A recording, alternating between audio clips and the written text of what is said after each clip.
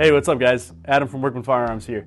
In today's video, we're going to be doing something a little different. Feyachi sent us this HL20 weapons light. It's 1,000 lumens, and we're going to be doing a product review on it. So I'm going to put it on my Staccato C2 after we do a little unboxing and look it over. We're going to run it on the range, test the brightness. We'll do it in low light and in complete darkness, and then we'll shoot with the light on. And then from there, I want to compare it to the TLR1 HL, only because it's very similar in size and all the controls on it are very similar. And so we'll do a little side-by-side. Maybe I'll get another guy out there on the range with me. We can shoot them side-by-side and see how the lights react and see how they look next to each other. For now, let's get this bad Larry back on the bench and do an unboxing.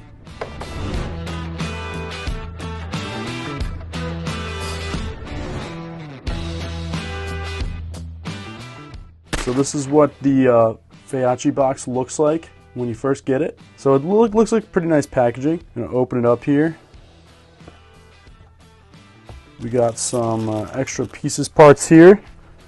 Looks like the owner's manual, and looks like 2 sets of batteries and the actual light. It is pretty large, like your Streamlight TLR1 HLs or your X300 Ultras from Surefire. Looks like we've got a little plate in there where we can change what rail we're going to put it on, since we'll be putting it on the C2. And it's got 2 sets of 1, 2, 3 batteries. So it does have a little clip in the back here that you just unclip, and then that battery cap pulls all the way off there. So we'll pop in the batteries here. Then we'll pop that cap back on and see how it looks. Alright, so now that we got the batteries in here, we can see how bright it is. Looks pretty bright. Counterclockwise is for it to stay on. Clockwise is for it to temporarily stay on. Now it doesn't have that strobing that the TLR1 HL does, but let me turn the lights off here, see how it looks. So I'd say that's pretty bright there. We'll be able to tell more when we get out on the range and we're actually pointing it at a target downrange, but for now we got a pretty good idea. Now one thing I do like about the Feyachi packaging is it is a very nice little case that it comes in, along with the extra batteries. Whereas opposed to when you get your Streamlights, they just come in this plastic packaging and everything's kind of just thrown in the back here, and they only give you 1 set of batteries. Now I've got the TLR7 sub here to kind of compare, but with the TLR1 HL it does come with the 2 batteries that it needs to run, but very similar packaging. So yeah, from there let's get this put on the C2 here. So we'll show you how we can. So we're gonna have to see what different plates we've got in here.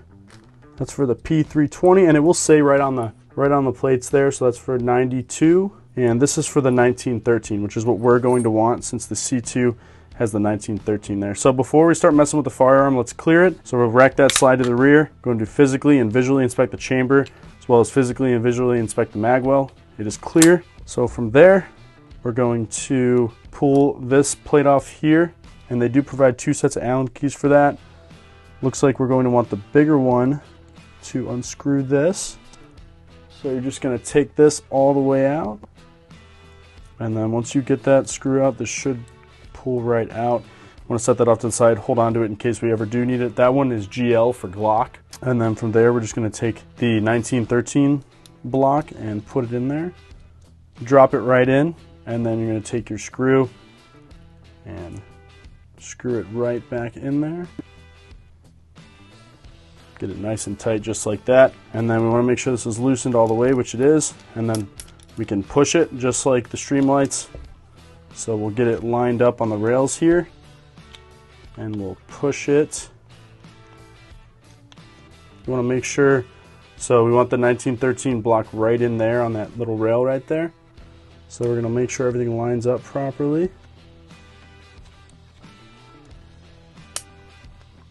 And it should click right on there, just like that. I'm going to hand tighten it, and then I'm just going to grab a flathead here, just to make sure it's on there nice and tight. Alright, now we're going to see how tight that feels.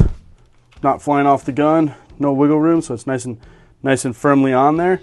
And I do intend to keep this light on my gun for the next week. This is my daily carry while I'm at work here, so I'm going to leave it on the gun and see how it holds up for the next week. So we will do some shooting in this video and some durability tests and just kind of see how it is. But I do want to run it for a week or so just to see, how's the battery holding up? How's the actual durability throughout the week of the light? So for now, let's get out on the range and do some tests with just this light, and then from there we will compare it to the Streamlight.